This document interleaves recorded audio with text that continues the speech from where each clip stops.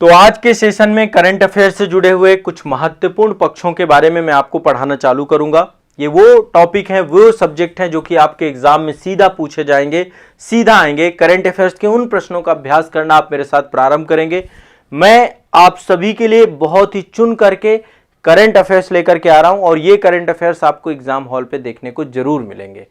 तो आज के करंट अफेयर्स की शुरुआत करते हैं मानव विकास सूचकांक से, ठीक है। और मानव विकास सूचकांक में भारत की क्या स्थिति है उसके बारे में मैं आपको एक प्रॉपर चर्चा करूंगा। देखिए, मैं पिछले 1.5 साल का करंट अफेयर्स लेकर के चलता हूं, 1.5 से 2 साल का करंट अफेयर्स, और उसमें भी बहुत सेलेक्टिव होकर के, और आपके एग्जाम हॉल पे करंट अफेयर्स मिलेंगे आपकी बुकलेट से। इसको लेकर मैं पूरा गारंटी देता हूं।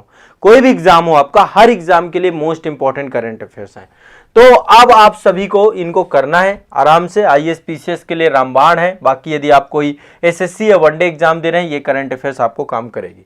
तो मानव विकास सूचकांक के अंतर्गत देखा जाए तो देखिए, अभी ये रिपोर्ट आपकी 8 सितंबर 2022 को यूएनडीपी के द्वारा जारी की जाती है। कौन जारी करता है? यूएनडीपी एक संस्था है। ये यूएनडीपी जो संस्था है आपकी, ये संयुक्त राष्ट्र की संस्था है। संयुक्त राष्ट्र विकास कार्यक्रम है, यूनाइटेड नेशन डेवलपमेंट प्रोग्राम, उसके द्वारा मानव विकास सूचकांक जारी किया जाता है। ये आपकी 2021-22 की रिपोर्ट थी। 2021-22 की रिपोर्ट थी। 8 सितंबर को ये जारी की गई थी। 8 सितंबर 2022 को जारी की गई थी, ठीक है। अब इसमें भारत का जो स्थान था वो 132वां स्थान था। क्या था? 132वां स्थान। इससे पहले 2020 में भारत का 130वां स्थान था, ठीक है। कौन सा स्थान था? 130वां। तो स्थिति क्या हुई? बदतर हुई, पहले से स्थिति गिरी। अब इसके पीछे का रीजन कोविड है, ठीक है, कोविड महामारी। दूसरा, रसिया यूक्रेन युद्ध हो रहा है, जलवायु परिवर्तन, ये भी लगातार समस्या हो रही। तो इन सभी देशों में मानव विकास सूचकांक ने प्रभाव डाला है। मानव विकास सूचकांक में 3 कारक होते हैं। एक तो शिक्षा होती है, जीवन प्रत्याशा होती है और प्रति व्यक्ति आय होती है। इन 3 मापदंडों पे देशों का एक इंडेक्स बनाया जाता है। तो भारत की रैंक 132वीं थी। गत वर्ष बात करें तो गत वर्ष आपकी भारत की रैंक 130वीं थी। तो यह स्थिति पहले से क्या हुई है आपकी, मतलब पहले से जो है स्थिति खराब हुई है। पहले 130वीं रैंक थी, अब 132वीं हुई है। अब देखिए, इसमें नंबर 1 में कौन सा है? नंबर 1 में है स्विट्जरलैंड नंबर 1 में। और अंतिम, इसके बाद दूसरे नंबर पे यही देश है, स्विट्जरलैंड है। नंबर 2 पे आपका नॉर्वे है। नॉर्वे के बाद नंबर 3 पे आपका आइसलैंड है। टॉप 3 कंट्री तो आपकी ये है। सबसे लास्ट में दक्षिणी सूडान है। सबसे लास्ट में आपका कौन सा है? दक्षिणी सूडान। 191 देश थे टोटल, तो सबसे लास्ट में दक्षिणी सूडान, ये अफ्रीका में है और बड़ी बुरी स्थिति है सूडान की। तो सबसे लास्ट में आपका दक्षिणी सूडान है, ठीक है। 190 नंबर पे अब अफ्रीकन कंट्रीज हैं सारे नीचे से।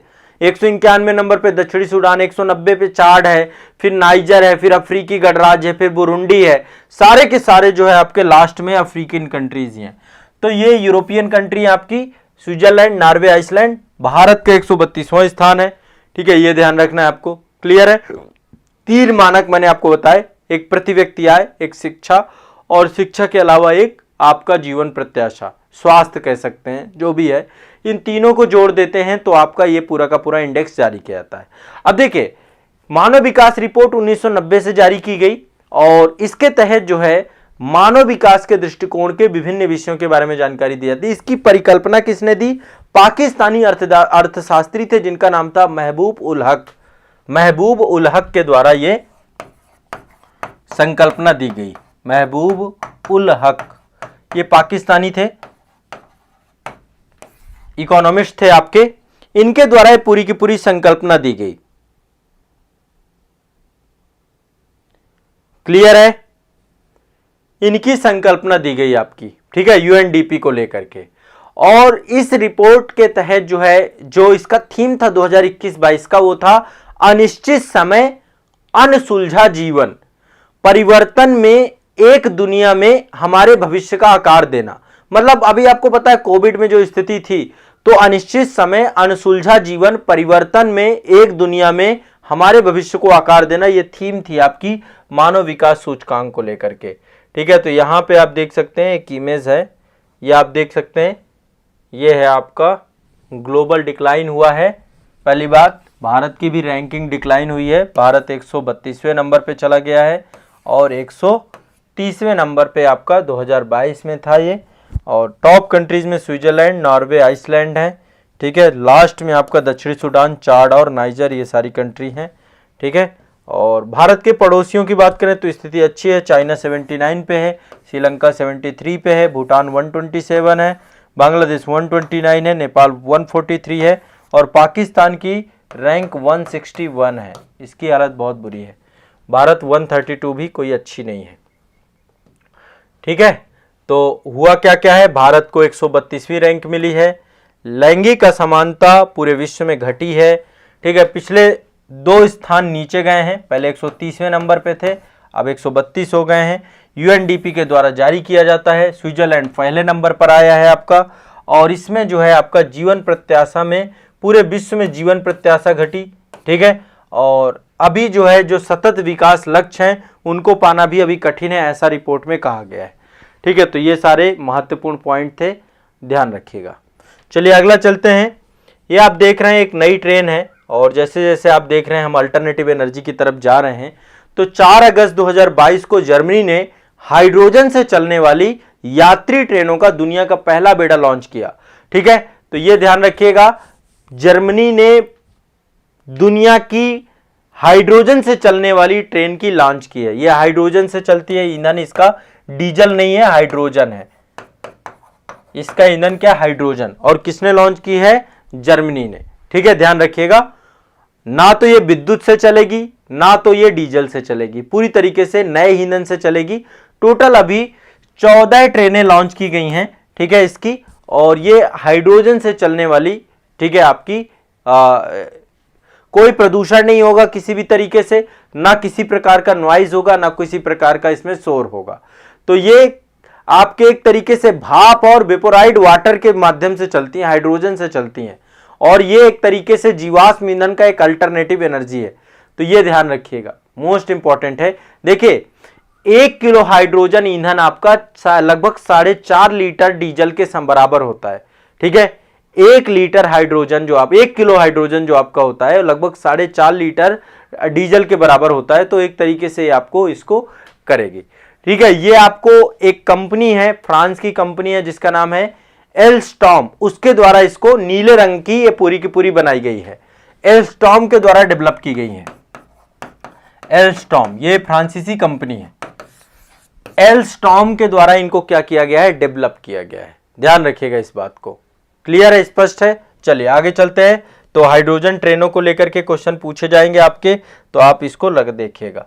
14वां ब्रिक्स शिखर सम्मेलन, ये वर्चुअल तरीके से हुआ था आपका 14वां ब्रिक्स शिखर सम्मेलन, ब्रिक्स। अभी 15वां ब्रिक्स भी होना है, लेकिन 14वां ब्रिक्स सम्मेलन आपका 23 से 24 जून 2022 में हुआ था। 23 से 24 जून 2022 में हुआ है। आपको पता है ब्रिक्स में ब्राजील आता है, आर से रसिया है, आई से इंडिया है, ठीक है, सी से चाइना है और साउथ अफ्रीका है। टोटल अभी हम देखें तो 5 कंट्री हैं। विश्व की ये सारी डेवलपिंग इकोनॉमी है। ठीक है, विश्व की ये सभी क्या है, डेवलपिंग इकोनॉमी है। ठीक है, तो ये आपका हुआ था, और ये आपका चीन की मेजबानी में हुआ। किसने मेजबानी की इसमें, चीन की मेजबानी में। चीन की मेजबानी में हुआ था, वर्चुअल तरीके से, ऑनलाइन तरीके से ये आपका हुआ है। आप देख सकते हैं ये वर्चुअल तरीके से समिट हुई है, और ये आप देख सकते हैं वर्चुअल तरीके से चाइना इसको लीड कर रहा था। तो ये चाइना, रसिया, यहाँ पे देखिए साउथ अफ्रीका, ये ब्राजील, और हमारे भारत के प्रधानमंत्री नरेंद्र मोदी जी, सभी लोग इसमें रहे। तो रूस के प्रधानमंत्री व्लादिमीर पुतिन है, आपको पता है, चाइना के शी जिनपिंग साहब हैं, ब्राजील में जायर बोल्सोनारो हैं आपके, और अफ्रीका में आपके रामाफोसा जी हैं, और श्री नरेंद्र मोदी भारत के। तो ये सभी एक साथ मिले, और इसमें बीजिंग घोषणा पत्र जो है आपका जारी किया गया, जिसमें रसिया यूक्रेन युद्ध की बात की गई कि भैया वार्ता के माध्यम से इस मामले को सुलटाइए। लेकिन अभी तक युद्ध आपका जो है सुलटा नहीं है, मामला अभी चल ही रहा है। न्यू डेवलपमेंट बैंक भी ब्रिक्स के द्वारा बनाया गया है।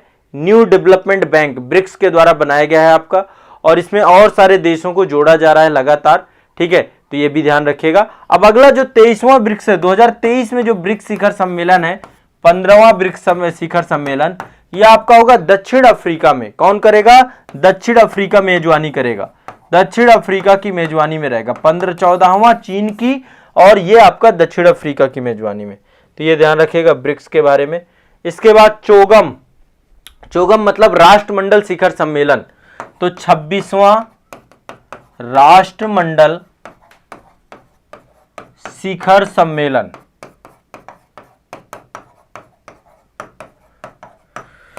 26वां राष्ट्रमंडल शिखर सम्मेलन, ठीक है। 26वां राष्ट्रमंडल शिखर सम्मेलन भी आपका 20 से 25 जून 2022 को हुआ था। आपका 20 से 25 जून 2022 में हुआ, ठीक है। चोगम ये कहां हुआ आपका? ये किगाली में हुआ। किगाली राजधानी है रवांडा की, रवांडा 2000 किगाली में हुआ आपका, ठीक है। और इसमें जो है भारत के विदेश मंत्री श्री डॉक्टर एस जयशंकर जी इसमें आपके पहुंचे, और भारतीय प्रतिनिधित्व मंडल में का जो है इन्होंने मुखियागिरी की। तो ये आपका ध्यान रखना है कि ये कहां पे हुआ आपका। और 24वां चोगम, चोगम मतलब राष्ट्रमंडल देशों, कॉमनवेल्थ कंट्रीज, ठीक है। अब अगला जो 27वां शिखर सम्मेलन है, इसकी मेजबानी समोआ के द्वारा की जाएगी। 27वां होगा समोआ में, 27वां होगा समोआ,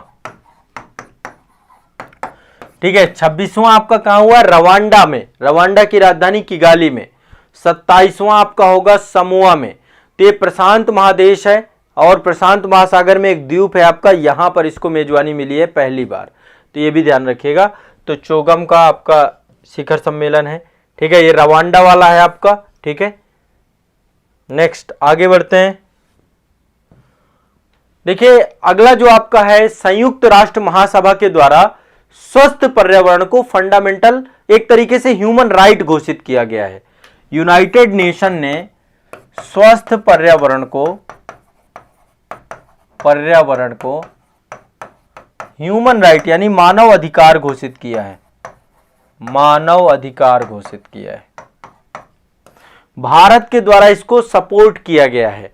28 जुलाई 2022 को एक प्रस्ताव लाया गया था, स्वस्थ पर्यावरण मानव अधिकार को, यह प्रस्ताव को पारित कर दिया गया, मान्यता दिया गया। तो भारत के द्वारा इसके पक्ष में मतदान किया गया है, पक्ष में मतदान,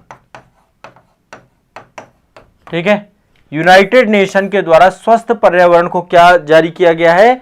मानवाधिकार के तौर पे इसको दिया गया है, ठीक है। तो स्वस्थ, स्वच्छ और सतत पर्यावरण सभी के लिए एक सार्वभौमिक सतत मानवाधिकार है, और इसमें जो है भारत ने पक्ष में दिया है। ध्यान रखिएगा इसको जो है किसने किसने प्रस्ताव को दिया था? स्विट्जरलैंड ने, मालदीव ने, मोरक्को ने और कोस्टारिका ने, इन सभी ने क्या किया था? इस प्रस्ताव को जो है प्रस्तावित किया था, और ये आपका जो है अभी पारित हुआ है 28 जुलाई 2022 को, 28 जुलाई 2022 को ये प्रस्ताव पारित हुआ है। तो इसमें ध्यान रखना है यूनाइटेड नेशन के द्वारा मानवाधिकार घोषित किया गया स्वस्थ पर्यावरण को। ये क्वेश्चन सीधा सा पूछा जा सकता है, ठीक है। चलिए तो आज के लिए इतना ही। एक तो आपको मैंने ये बताया यूनाइटेड नेशन ने स्वस्थ पर्यावरण अधिकार, मानवाधिकार, चोगम के बारे में चर्चा हो गया। 26वां चोगम आपका रवांडा में, 27वां समोआ में होगा। इसके बाद ये आपका ब्रिक्स शिखर सम्मेलन 2014वां आपका चीन की अध्यक्षता में, और 15वां 23 वाला दक्षिण अफ्रीका की अध्यक्षता में। इसके बाद अगला ये जर्मनी के द्वारा हाइड्रोजन बसें लॉन्च की, ट्रेनें लॉन्च की गई हैं, हाइड्रोजन ट्रेनें बनाई गई हैं, ठीक है। एल्स्टॉम फ्रांस की कंपनी है, उसके द्वारा बनाया गया है। और एसडीआई के बारे में बात की कि एसडीआई में मानव विकास सूचकांक में भारत 132वें नंबर पे है, गत वर्ष आपका 130वें नंबर पे था। ये आप सभी का आज का करंट अफेयर से जुड़ा हुआ कंटेंट है, टॉपिक है, सामग्री है, और आज के लिए इतना ही रखेंगे, ठीक है। आज के लिए इतना ही रखेंगे। आप लोग सभी लोग कंटिन्यूअस जितना मैं बताता जाऊं इसका रिवीजन करते जाओ, पढ़ते जाओ। एक समय ऐसा आएगा करंट आपका बहुत मजबूत हो जाएगा, और ये सारे वो प्रश्न हैं जो कि एग्जाम हॉल पे आपको देखने को मिलेंगे, ठीक है।